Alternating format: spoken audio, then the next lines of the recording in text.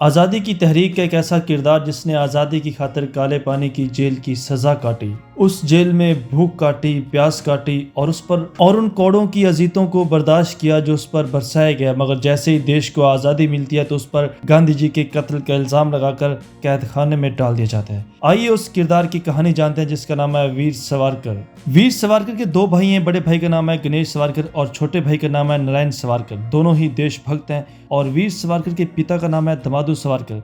कहानी की शुरुआत 1897 से होती है जब इंडिया के अंदर प्लेग फैली होती है। उस प्लेग की वजह से वीर सावरकर के पिता का भी डेथ हो जाती है। जितने भी लोग इस वबा का शिकार हो गए थे, अंग्रेज सरकार उनको ढूंढती है और उन्हें आग में फेंक देती है। इस हवाले से ना तो बच्चों को देखती है और ना ही औरतों और बूढ़ों का ख्याल रखती है। अंग्रेज सरकार हिंदुस्तानियों के साथ घटिया किस्म का सलूक करती है। वो उन्हें कोई तीसरे दर्जे की कौम समझती है और उनकी औरतों के जिस्मों को नोचती है और हर जगह इंडियन मर्दों की भी तस्लील की जाती है। इन तमाम बातों की वजह से वीर सावरकर बचपन में कसम खाते हैं कि मैं तब तक अपनी जंग जारी रखूंगा जब तक हिंदुस्तान में अंग्रेज सरकार का एक सिपाही भी रहेगा। वो बचपन में ही अपना एक ग्रुप बनाते हैं जिसकी मेंबरशिप सिर्फ यंग मैन इनकलाबी लड़कों को दी जाती है। वीर सावरकर उन तमाम लड़कों की ज़हनी, जिस्मानी और मिलिट्री ट्रेनिंग करते हैं। इस तरह कई साल बीत जाते हैं और अब हम देखते हैं कि वीर सावरकर अब जवान हो चुका है, जिसकी शादी भी हो चुकी है और वो आला तालीम के लिए यानी लॉ करने के लिए लंदन जाना चाहता है। उसका ख्याल है कि अगर वो लॉ कर लेगा तो उसके बाद वो अंग्रेज सरकार के लॉ को चैलेंज कर सकेगा और अपने मुल्क के लिए उनसे कानूनी जंग जीत जाएगा। सावरकर लंदन जाने से पहले एक और फ्रीडम फाइटर बाल तिलक से मिलता है। वीर सावरकर बाल तिलक की पार्टी को ज्वाइन कर लेते हैं। तिलक उन्हें बताते हैं कि लंदन में आपकी तरह के बहुत सारे फ्रीडम फाइटर हैं जो अपना लहू देश की रगों में डालने के लिए हर वक्त तैयार हैं। आप जब लंदन जाएंगे तो उनसे जरूर मिलेगा। सावरकर अब लंदन पहुंच चुके हैं और उन तमाम दोस्तों से मिलते हैं और उनकी आज़ादी के जज्बों को और ज़्यादा तकवीत देते हैं। उनके इनकलाबी विचार को और ज़्यादा भड़काते हैं और उन्हें स्वराज का मतलब समझाते हैं। हॉस्टल की इंतजामिया को इस बात की भनक पड़ जाती है और वो हॉस्टल से सावरकर को बाहर निकाल देती है और उसे 10 रुपये जुर्माना करती है। हमारी करेंसी के हिसाब से 10 रुपये का मतलब है कि 10,000 रुपये। मगर सावरकर के इनकलाबी जज्बात को कौन रोक सकता है। वो अपना मिशन जारी रखता है और लोग परवानों की तरह इस शमा के इर्द गिर्द मंडलाने लगते हैं और ये शमा अपने विचारों से इन परवानों को ज्वालामुखी बना देती है। जब गांधी जी को सावरकर के बारे में पता चलता है तो उनसे मुलाकात करने के लिए हॉस्टल जाते हैं। यहाँ जब गांधी जी और सावरकर के दरमियान मुलाकात होती है तो हमें मालूम पड़ता है कि गांधी जी और सावरकर के नजरियात एक दूसरे से बिल्कुल मुख्तलिफ हैं। गांधी जी कहते हैं कि हमें आज़ादी हासिल करने के लिए अंग्रेज सरकार का साथ देना चाहिए। अगर आज हम उनका साथ देंगे तो आगे चलकर अंग्रेज सरकार हमारी बात मानेगी और हमें आज़ादी दे देगी। हमें आज़ादी के लिए अहिंसा यानी अदम तशद्दुद का कायल होना पड़ेगा। हम बंदूक उठाए बगैर आज़ादी हासिल करेंगे। यहाँ पर सावरकर कहते हैं कि गांधी जी ये इम्पॉसिबल है, ऐसा तो हो ही नहीं सकता कि अंग्रेज सरकार हमें आज़ादी दे दे और वो भी खुद ब खुद, इम्पॉसिबल है ये। सावरकर कहते हैं कि अगर हम ऐसा करेंगे तो अंग्रेज सरकार हमारे गले से गुलामी का पट्टा कभी नहीं निकालेगी। हमारी अगली नस्लें भी गुलामी काटेंगी और अहिंसा में आज़ादी नहीं बल्कि मजीद गुलामी की चक्की में पीसेगी। गांधी जी सावरकर से बहुत नाखुश होते हैं और उसे कहते हैं कि तुम एक अच्छे क्रांतिकारी हो मगर मुझे तुम्हारे विचार से बहुत इख्तलाफ है। इसके बाद गांधी जी वहां से चले जाते हैं। सावरकर अपने दोस्तों के साथ मिलकर एक अंग्रेज ऑफिसर विलियम को मारने का प्लान बनाते हैं ताकि अंग्रेज सरकार को बहुत बड़ा झटका दिया जा सके। सावरकर के एक दोस्त होते हैं मदन लाल। वो अकेले प्लान बनाता है कि वो अकेला जाकर विलियम को मारेगा ताकि उसके दोस्तों की जान खतरे में ना पड़े और वो ऐसा कर देता है। वो विलियम के पास जाकर उस पर गोलियां चला देता है जिससे उसकी डेथ हो जाती है और मदन लाल पकड़ा जाता है। उसे फांसी की सजा सुना दी जाती है। सावरकर इस बात पे बहुत रंजीदा है कि मदन लाल ने अपनी छोटी सी उम्र में ही अपनी जान देश की हथेली पे रख दी। जब ब्रिटिश ऑफिसर मजीद तहकीक करते हैं तो उन्हें पता चलता है कि मदन लाल के साथ और भी बहुत बड़ा ग्रुप है जो अंग्रेज सरकार को मारने के लिए प्लान बना रहा है। इसलिए वो सावरकर को पकड़ने के लिए मुख्तलिफ जगहों पर छापे मारते हैं। सावरकर के दोस्त उसे कहते हैं कि अब आपको बर्तानिया छोड़कर फ्रांस शिफ्ट हो जाना चाहिए, नहीं तो आपकी जान जा सकती है। सावरकर कहते हैं कि अब मैं अपनी गिरफ्तारी खुद ही दे दूंगा। ऐसा करने से क्या होगा, ज्यादा से ज्यादा मुझे 2 से 3 साल की सजा हो जाएगी और इसके बाद मैं फिर से रिहा होकर दोबारा से अपनी इस आज़ादी की तहरीक को जारी रखूंगा। जब सावरकर गिरफ्तारी दे देते हैं तो ब्रिटिश ऑफिसर को पता चलता है कि सावरकर बहुत ही खतरनाक कैदी है। इसने इंडिया में भी ब्रिटिश एम्पायर को बहुत टफ टाइम दिया था। इसलिए जब उसका ट्रायल किया जाता है और उसे सजा के तौर पर डिपोर्ट कर दिया जाता है इंडिया में। सावरकर इस बात से बहुत नाखुश है क्योंकि वो बर्तानिया में रहना चाहता है, चाहे उसे कैद खाने में क्यों न रखा जाए।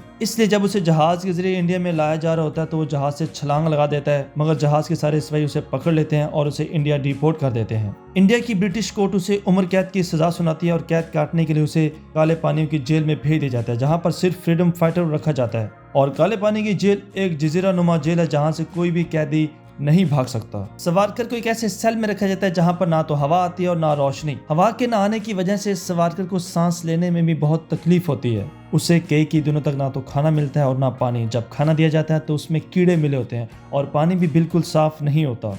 इसके साथ साथ अंग्रेज सरकार उस पर बड़ा जालमाना तशद्दुद करती है ताकि उसे तोड़ा जा सके, उसे उसके नजरियात से हटाया जा सके। लेकिन सावरकर को कौन तोड़ सकता है? उसे उसके नजरियात से कोई भी हटा नहीं सकता। कुछ महीनों के बाद उसे सेल से निकालकर आम कैदियों के साथ लाया जाता है, जहाँ पर उसके अपने भाई से मुलाकात होती है और सावरकर को पता चलता है कि उसका भाई भी इसी जेल में कैद है। फिर सावरकर अंग्रेज सरकार से दरखास्त करता है कि मुझे कॉपी पेंसिल दी जाए और अंग्रेज सरकार उसकी इस रिक्वेस्ट को मान लेती है और उसे कॉपी पेंसिल दे देती है, जिससे सावरकर कई किताबें लिखता है जेल में रहकर। सावरकर की इनकलाबी किताबों से नौजवान नस्ल बहुत इंस्पायर होती है और पूरे इंडिया में सावरकर का चर्चा होने लगता है। इंडिया में मुख्तलिफ जगहों पर नौजवान इकट्ठे होकर एहतजाज करते हैं और इंडियन गवर्नमेंट से डिमांड करते हैं कि आप सावरकर को जल्द अज जल्द रिहा करें। पब्लिक प्रेशर की वजह से ब्रिटिश अंपायर को सावरकर को रिहा करना पड़ता है, लेकिन इसके साथ उन पर 2 पाबंदियां आयद कर देती है। पहली पाबंदी यह है कि आप अपने गांव से नहीं निकलेंगे, आप अपनी सारी जिंदगी अपने गांव में काटेंगे। और दूसरी शर्त यह है कि आप अपना कोई ग्रुप नहीं बनाएंगे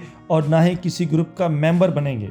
जब सावरकर अपने गांव में चले जाते हैं तो उनसे मिलने भगत सिंह आते हैं। भगत सिंह सावरकर से कहते हैं कि मैं आपके विचारों से बहुत मुतासर हूँ। इस पे सावरकर कहते हैं कि आप जज्बाती बातें मत करें, मुझे ये बताओ कि आपने अब तक क्या किया है। इस पे भगत सिंह कहते हैं कि मैंने जॉन सरोंडर का कत्ल किया है, बिल्कुल वैसे का वैसे जैसे मदन लाल ने ब्रिटिश ऑफिसर का कत्ल किया था। मदन लाल का नाम सुनते ही सावरकर बहुत जज्बाती हो जाता है और भगत सिंह के गले लगकर रोने लग जाता है। वो भगत सिंह, चंद्रशेखर आजाद, सुखदेव और राजगुरु की बहुत तारीफ करता है और कहता है कि आप सब बहुत अच्छे क्रांतिकारी हो। इस तरह कुछ अर्से के बाद हमें दिखाया जाता है कि अंग्रेज सरकार से लड़ते हुए चंद्रशेखर आजाद, भगत सिंह, सुखदेव और राजगुरु की डेथ हो जाती है और वो सब देश की आज़ादी के लिए कुर्बान हो जाते हैं। इस तरह करते करते कई साल बीत जाते हैं और सावरकर के ऊपर से तमाम पाबंदियां हटा दी जाती हैं। जैसे ही पाबंदियां खत्म होती हैं, सावरकर हिंदू महासभा को ज्वाइन कर लेते हैं और अपनी एक सेना बनाते हैं। हिंदू महासभा एक ऐसी पार्टी है जिसके तमाम मेंबर इनकलाबी विचार रखते हैं और अंग्रेज सरकार के खिलाफ बहुत सख्ती से खड़े हैं। इसके बाद वर्ल्ड वॉर 2 शुरू हो जाती है और ब्रिटिश अंपायर इस जंग में हिंदुस्तानी सोल्जर का इस्तेमाल करना शुरू कर देती है, जिसकी वजह से हिंदू महासभा में सावरकर बहुत ज्यादा आवाज उठाते हैं कि अंग्रेज सरकार हिंदुस्तानी सोल्जर को इस जंग में इस्तेमाल नहीं कर सकती। लेकिन साथ ही वे ये मशवरा देते हैं अपने सोल्जर्स को कि आप जाएं, उनसे ट्रेनिंग लें, उनसे वेपन्स लें और वेपन लेने के बाद आप उनकी जंग लड़ने के बजाय हमारे साथ आकर शामिल हो जाएं और फिर हम मिलकर ब्रिटिश अंपायर से जंग लड़ेंगे। इधर सावरकर को हिंदू महासभा का प्रेसिडेंट बना दिया जाता है और उधर अंग्रेज सरकार को भी पता चल जाता है कि अब इन तीनों पार्टियों की मंजूरी के बगैर वो हिंदुस्तानी सोल्जर्स को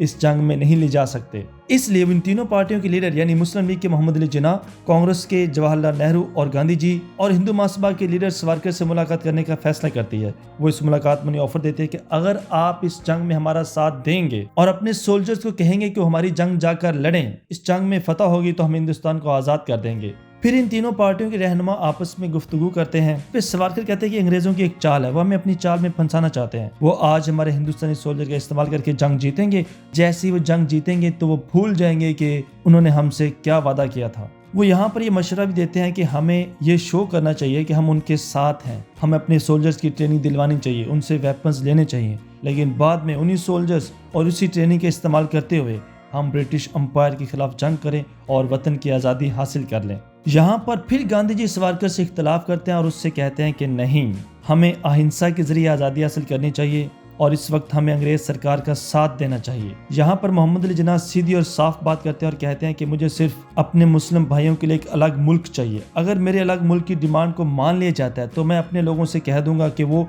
इस जंग में शरीक हों। इस वक्त तक गांधी जी चूंकि ज्यादा पॉपुलर लीडर थे, इसलिए उनकी बात को मान लिया जाता है और ब्रिटिश अंपायर वर्ल्ड वॉर 2 लड़ने के लिए हिंदुस्तान से सोल्जर्स को भर्ती करना शुरू कर देती है। कांग्रेस के कुछ रहनुमा जैसे सरदार पटेल, सुभाष चंद्र बोस और अम्बेडकर भी गांधी जी से इख्तलाफ करते हैं। ये सब भी सावरकर के विचार से सहमत होते हैं और कहते हैं कि हमें जंग लड़नी चाहिए। सुभाष चंद्र बोस आजादी हिंद के नाम से अपनी एक अलग से सुभाष चंद्र बोस आज़ादी हिंद के नाम से अपनी एक अलग से सेना भी बना रहे होते हैं, लेकिन जब वो जापान विजिट पे जाते हैं तो जहाज़ में उनकी डेथ हो जाती है। उनकी डेथ की वजह से उसके सोल्जर बहुत ज़्यादा गुस्से में आ जाते हैं और फिर वो अपने साथ दूसरे सोल्जर्स को मिलाकर ब्रिटिश एम्पायर के खिलाफ बहुत सी जगहों पर एहतजाज करते हैं। अब इन सोल्जर्स के पास ट्रेनिंग भी है, तजर्बा भी है और वेपन्स भी हैं, इसलिए ब्रिटिश एम्पायर फैसला करती है कि वो इनसे जंग नहीं लड़ेगी और हिंदुस्तान को आज़ाद कर देगी। मगर हिंदुस्तान को आज़ादी देने से पहले वो हिंदुस्तान को डिवाइड कर देती है ताकि सब लोग आपस में लड़ लड़ कर मर जाएं। वो मोहम्मद अली जिन्नाह की डिमांड को एक्सेप्ट कर लेती है और उन्हें एक अलग मुल्क पाकिस्तान दे देती है। बंटवारे के फौरन बाद पाकिस्तान और इंडिया के दरमियान जंग छिड़ जाती है। इस जंग की वजह से इंडियन सरकार यानी जवाहरलाल नेहरू पाकिस्तान की फंडिंग रोक देते हैं, जो कि उस वक्त की 75 करोड़ बनती थी, जिसकी वजह से गांधी जी मरण भर्त रख लेते हैं। वो कहते हैं कि जब तक आप पाकिस्तान को फंडिंग नहीं देंगे मैं तब तक ना तो कुछ खाऊंगा और ना पीऊंगा, जिसकी वजह से इंडियन सरकार पाकिस्तान को 20 करोड़ दे देती है। गांधी जी की इस बात की वजह से हिंदू महासभा और सावरकर बहुत गुस्से में आ जाते हैं और हिंदू महासभा का एक मेंबर नथुराम गोडसे सोचता है कि ये सब कुछ आज़ादी की वजह से हुआ है। अगर मुल्क का बंटवारा ना किया जाता तो इतनी ज़्यादा कत्ल गारत ना होती। और बंटवारे के दो बड़े किरदार हैं, एक मोहम्मद अली जिन्नाह और दूसरा गांधी जी। वो उन दोनों को कत्ल करने का प्लान बनाते हैं। जब मोहम्मद अली जिन्नाह को मारने के लिए उनकी रिहाइश पर जाता है तो उसे पता चलता है कि मोहम्मद अली जिन्नाह पाकिस्तान चले गए। इसके बाद वो गांधी जी के पास आते हैं और उन पर गोली चला देता है, जिसकी वजह से गांधी जी की डेथ हो जाती है। गांधी जी के सपोर्टर नथुराम गोडसे को वहीं पर मार देते हैं और उसके परिवार को भी कत्ल कर डालते हैं। गांधी जी चूंकि ब्राह्मण थे इसलिए वो कई ब्राह्मणों को भी जिंदा आग में जला देते हैं और इन फसादात के दरमियान वीर सावरकर के छोटे भाई को भी जला दिया जाता है और उसके बड़े भाई की भी इसके बाद डेथ हो जाती है और वीर सावरकर अकेले रह जाते हैं। कांग्रेस मौके का फायदा उठाते हुए सारा इल्जाम लगाती है हिंदू महासभा पर और हिंदू महासभा इल्जाम लगाती है कि गांधी जी की मौत के पीछे सावरकर का हाथ है, जिसकी वजह से सावरकर को गिरफ्तार कर लिया जाता है और उसे जेल में डाल दिया जाता है। और इसी आज़ाद मुल्क की आज़ाद फिजाओं में सावरकर कैदी की सजा काटते हुए मर जाता है। इसके साथ ही हमारी कहानी भी आखिरी सांस लेकर खत्म हो जाती है। वीडियो को मजीद बेहतर बनाने के लिए अगर आप अपनी राय का इजहार करेंगे तो मैं आप सबका बहुत ज़्यादा मशकूर रहूँगा। Thanks for watching.